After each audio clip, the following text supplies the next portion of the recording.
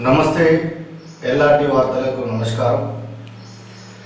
రాజన్న సిరిసిల్ల జిల్లాలో బీజేపీ కేంద్ర మంత్రి బండి సంజయ్ గారు పర్యటించడం జరిగింది. ఇందులో భాగంగా రాజన్న సిరిసిల్ల జిల్లాలో కార్గిల్ చెరువు దగ్గర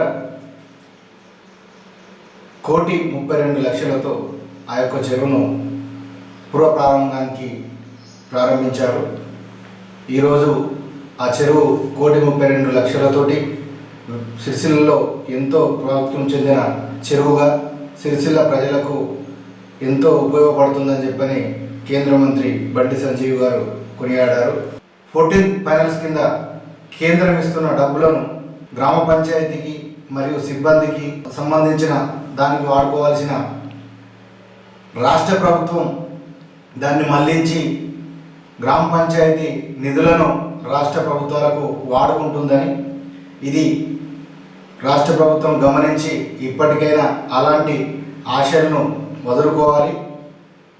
రాబోయే కాలంలో ఒకవేళ అలాంటి ప్రస్తావన వస్తే 14 ఫైనాన్స్ నిధులు ప్రభుత్వం వాడుకునే పరిస్థితి ఉంది అంటే కేంద్ర మంత్రిగా నేనే కేంద్రానికి లేఖ రాసి స్వయంగా గ్రామ పంచాయతీకి నిధులు వెళ్ళేలా చేస్తానంటూ బండి సంజీవ్ ప్రభుత్వానికి వార్నింగ్ ఇవ్వడం జరిగింది. ఈ యొక్క కార్యక్రమంలో జిల్లా కలెక్టర్ గరిమా అగర్వాల్, జిల్లా ఎస్పీ మహేష్ బిగిదే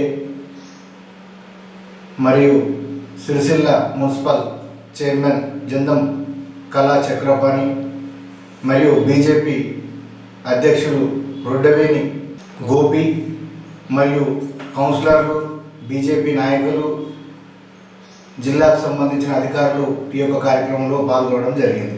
ప్రభుత్వం అన్ని తప్పుడు నివేదికలే, కేసీఆర్ ప్రభుత్వం అన్ని తప్పుడు నివేదికలే. డబుల్ బెడ్రూమ్లు ఎన్ని ఇచ్చిన 2,40,000 డబుల్ బెడ్రూమ్ ఇచ్చిన తెలంగాణకు. కేసీఆర్ ప్రభుత్వంలో ఎన్ని ఇచ్చినంటే 2.5 లక్షలు ఇచ్చేసాం సార్ అన్నారు. కేంద్ర ప్రభుత్వం పైసలు వాడుకున్నారు. మళ్ళీ నేను పోయి లేఖ రాసిన అంత ఫేక్ ఇదంతా. ఇది కేసీఆర్ ప్రభుత్వం మోసం చేస్తున్నది, డబుల్ బెడ్రూమ్ ఇక్కడ ఇస్తలేదు అని చెప్పి నేను కేంద్ర ప్రభుత్వం నుంచి మళ్ళీ లేఖ రాయించిన. ఏమని రాయించిన? 2,40,000 ఇండ్లు కేటాయిస్తే మీరు అన్ని ఇచ్చినట్టున్నారు కదా, ఆ బెనిఫిషియర్స్ లిస్ట్ ఇవ్వమని రాసిన నేను. కథ అయిపోయి కథ బెనిఫిషియర్స్ 2,40,000 లిస్ట్ ఇవ్వండి, లిస్ట్ లేదు.